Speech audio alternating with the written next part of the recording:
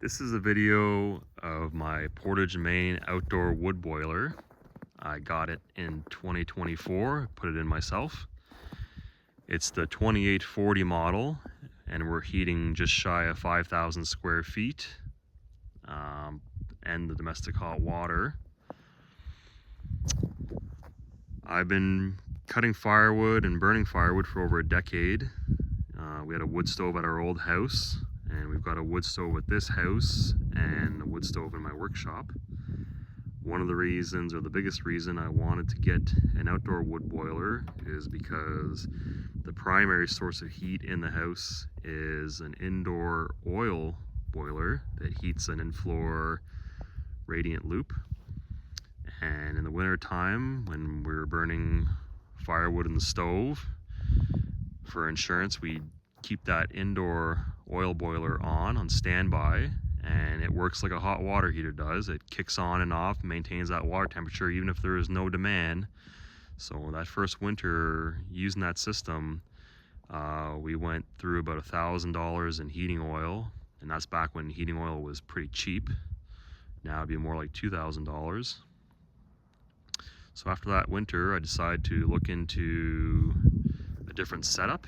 I looked into indoor wood boilers, but then I landed on outdoor wood boilers because I wanted to heat the house and the workshop full time. So I did some research in my homework. I searched several different brands. I spoke to a few manufacturers. I ended up speaking to Brian at Heat Smart Plus, and he answered all the questions that I had. And then shortly thereafter, I pulled the trigger and got a Portage and Main BL 2840. I bought it from the local dealer in Almonte, Ontario. The dealer was really good to work with. When installing this unit, I had a couple questions, and he was always quick to get back to me and steer me in the right direction.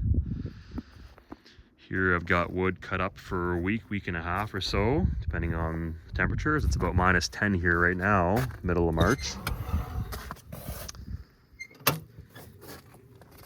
So you've got your multi-pass clean out.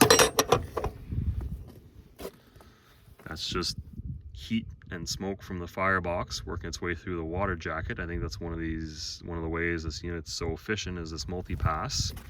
So you take the tool that they provide, and then you just give that a quick scrape every week or every 2 weeks. Doesn't take long, maybe 30 seconds. Maintenance wise, down below you've got your ash clean out. So you just shake your grates, and ash that's below your coal bed falls through the grates into this clean out, and you use the metal scoop, run that through once or twice, and I dump mine in a metal trash can. And that's all the maintenance there is to do on one of these. Here's the firebox where you load the wood.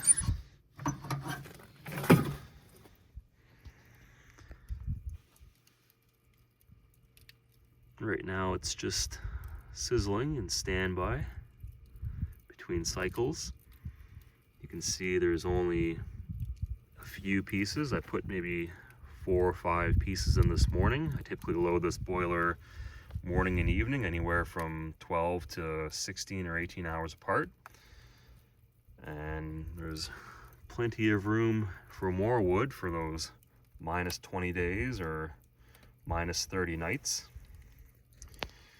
We keep the house pretty warm, between 22 and 24 degrees.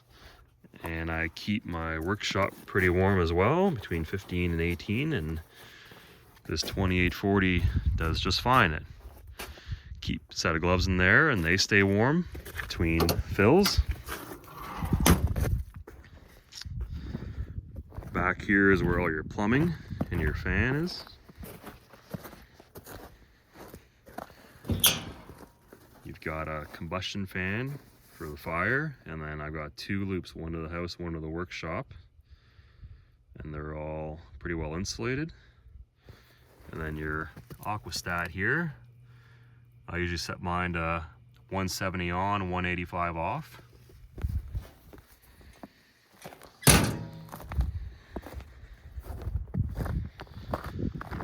So if you're looking at replacing an older outdoor wood boiler, or you're looking at getting your first outdoor wood boiler, I highly recommend you give Portage and Main a look.